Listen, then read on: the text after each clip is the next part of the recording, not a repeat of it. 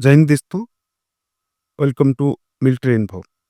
आज हम डिस्कशन करेंगे प्री 2006 पेंशन का पेंशन कैलकुलेशन कैसे हुआ था।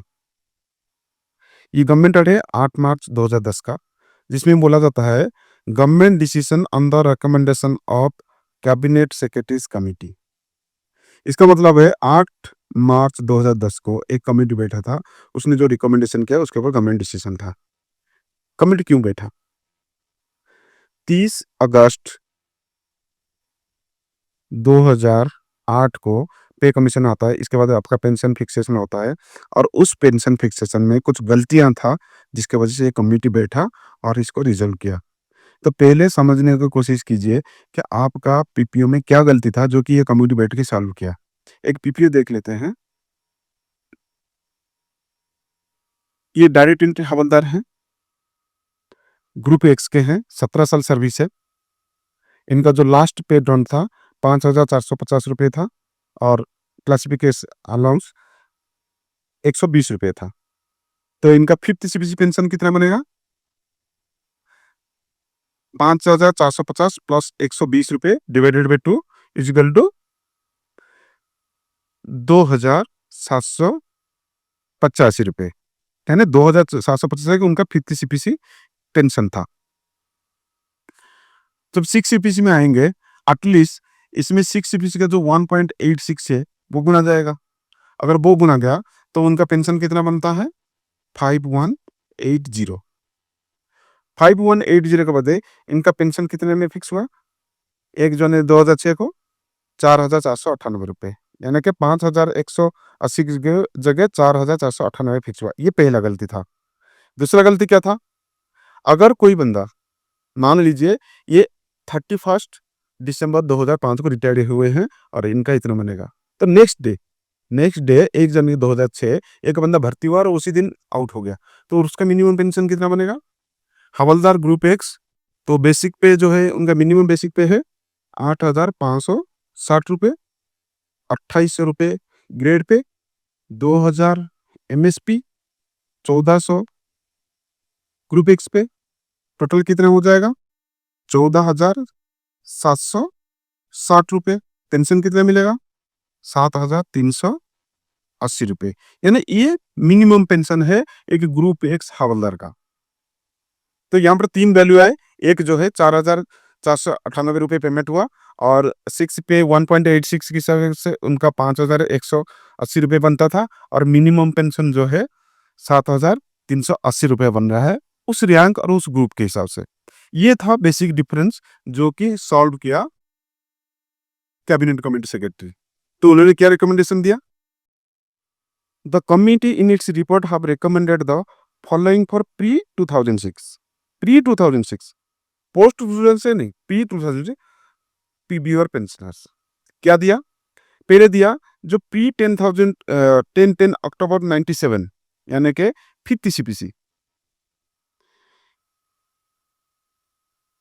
और प्री बोल दिया मतलब फोर्थ सीपीसी। जो फोर्थ सीपीसी के बंदे थे जो 10 अक्टूबर 97 से पहले रिटायर हो गए थे पेंशन में, brought at par with the post 10-10-97, यानी फिफ्थ सीपीसी को पहले इन्होंने फोर्थ सीपीसी को पहले इन्होंने फिफ्थ सीपीसी के बराबर किया। दूसरा क्या बोला? To reduce the gap between pensioners pre and post. Pre में कितना दिया था? 4,498 रुपये और पोस्ट में जो मिनिमम पेंशन कितना था? 7,360 रुपये। इस गैप को मेंटेन करने के लिए फॉलोइंग प्रिंसिपल में भी फॉलोड। क्या प्रिंसिपल था? Pension of all pre 2006 पीबीओआर may be reckoned with the reference reckoned with reference to a notional maximum in the post 1 जनवरी 2006, यानी कि आपको काल्पनिक तौर पर माना जाएगा कि आप 1 जनवरी 2006 में रिटायर हुए हैं, यानी 1 जनवरी 2006 को। इन the revised pay structure, revised pay structure में क्या क्या था? बेसिक पे था, ग्रेड पे था, एमएसपी था, ग्रुप एक्स पे था, एमएसपी था। एमएसपी के बारे में बाद में डिस्कशन करेंगे, पहले इन तीनों का डिस्कशन कर लेते हैं। कॉरस्पॉन्डिंग टू मैक्सिमम प्री पे कमीशन, पी सिक्स पे कमीशन, प्री पे सिक्स पे कमीशन मतलब इनका जो लास्ट पे ड्रॉन कितना था, 5450, ये मैक्सिमम है। पे स्केल पर आज पर fitment table of each rank, ये फिटमेंट टेबल क्या है, आपको यहाँ पर तीन चीज जो है समझ में आ रहा होगा। ये जो है प्री 2006 के लिए है, नोशनल मैक्सिमम होगा, किसका होगा, पोस्ट 2006 के बराबर होगा, और कैसे होगा, रिवाइज्ड पे स्ट्रक्चर कैसा होगा, और कहां से करोगे, ये फिटमेंट टेबल लोगे। ये फिटमेंट टेबल कहां पर है, इस फिटमेंट टेबल को उन्होंने आगे बताया है। लेकिन पहले बात है कि क्या गवर्नमेंट ने इस चीज को एक्सेप्ट किया, यस गवर्नमेंट ने इसको एक्सेप्ट किया। The above recommendation of committee have been accepted by the government, government accept किया है। President is please to decide that with effect from 1 July 2009, मतलब 1 जनवरी 2006 से आपको नहीं मिलेगा, ये 1 जुलाई 2009 से मिलेगा।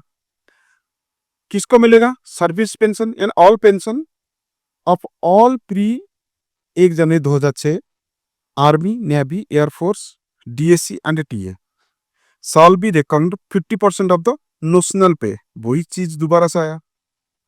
In the post 2006 revised pay structure corresponding to maximum pay scale applicable from 10 October 97, 10 October 97 का मैक्सिमम पे स्केल कितना था, 5450, जिस इंडिविजुअल का हमने दिखाया था।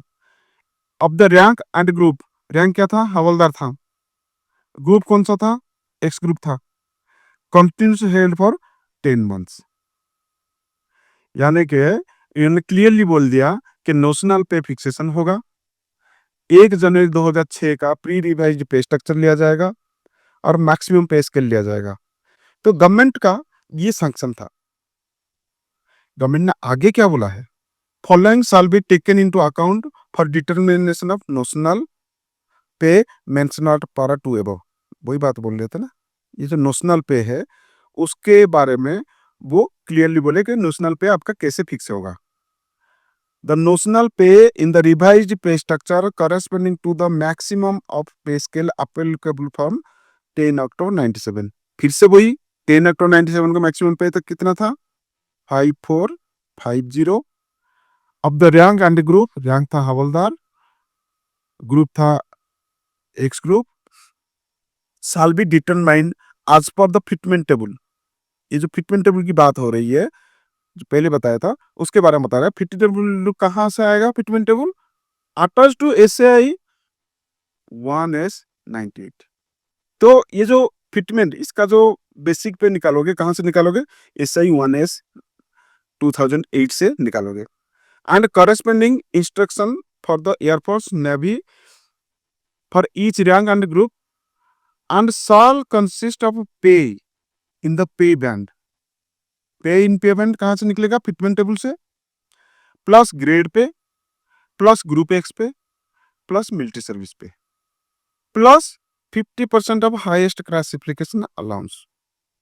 तो ये सारे चीज उन्होंने इंक्लूड कर दिया, एक्सेप्ट इन्होंने एमएससीपी का बात नहीं किया। एमएससीपी का बात हम बाद में करेंगे, पहले फिटमेंट टेबल से बेसिक पे कितना होता है और उसका कैलकुलेशन क्या होता है वो थोड़ा देख लेते हैं।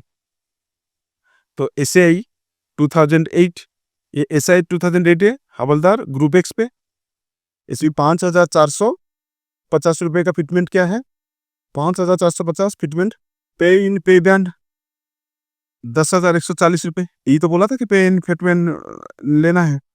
ग्रेड पे कितना, 2800, मिलिट्री सर्विस पे 2000, ग्रुप एक्स पे 1400, और फाइनल अमाउंट बनता कितना है, 16,340 रुपए।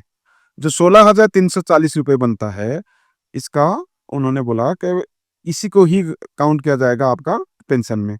जब 16,340 रुपए बनता है, उसका आधी क्या है, 8,290, यानी ये आपका होगा पेंशन।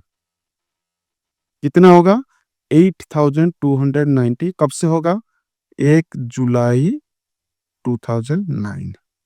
अभी क्लियर है? क्या आपका बेसिक पेंशन कितना बनना था 1 जुलाई 2009 का? लेकिन मिला कितना? 1 जुलाई 2009 5865 इतना मिला। बनना था कितना? 8,290। अब से आपको समझ में पता चला कि आपका मिलना क्या था और मिला कितना। तो बेसिक डिफरेंस आप समझ गए।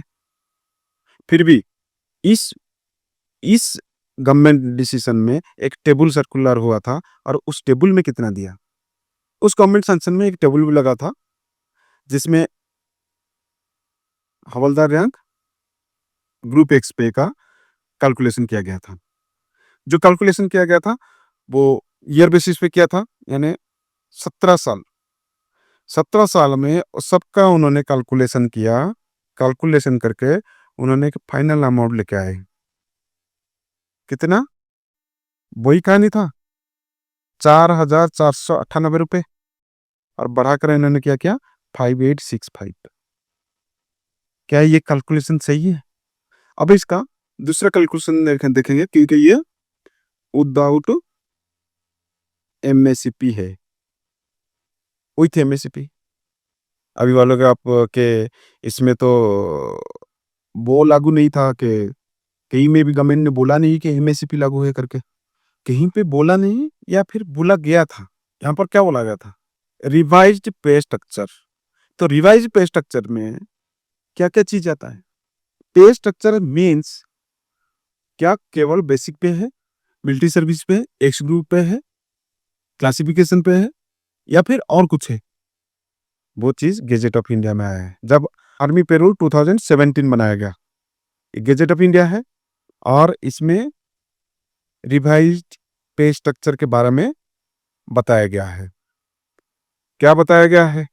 डेफिनेशन ऑफ पे स्ट्रक्चर, एग्जिस्टिंग पे स्ट्रक्चर। 2017 में जब आर्मी पेरोल आया था उसमें बोला जाता था एग्जिस्टिंग पे स्ट्रक्चर, यानी 2006 में जो पे स्ट्रक्चर था उसमें क्या था?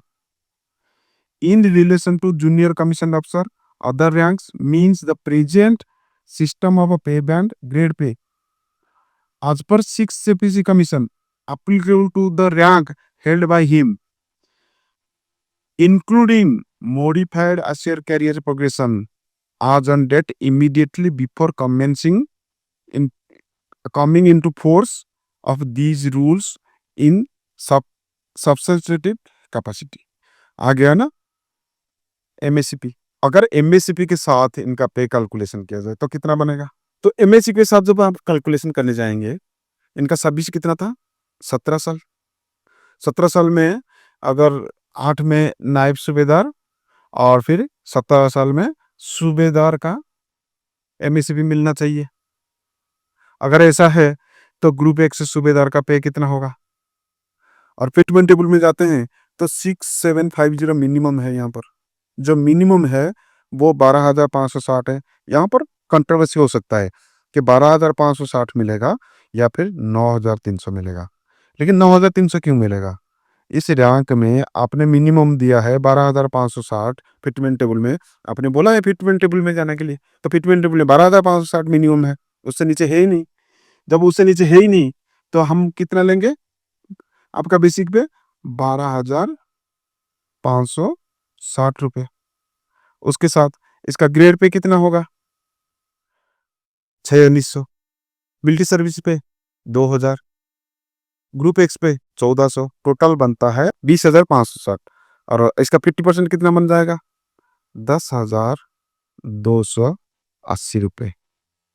ये आपका पेंशन विथ एमएसपी मिल रहा है। अगर हम देखेंगे पीपीओ के हिसाब से कितना मिला है? 5,865 रुपये। विदाउट एमएसपी कितना बनता है?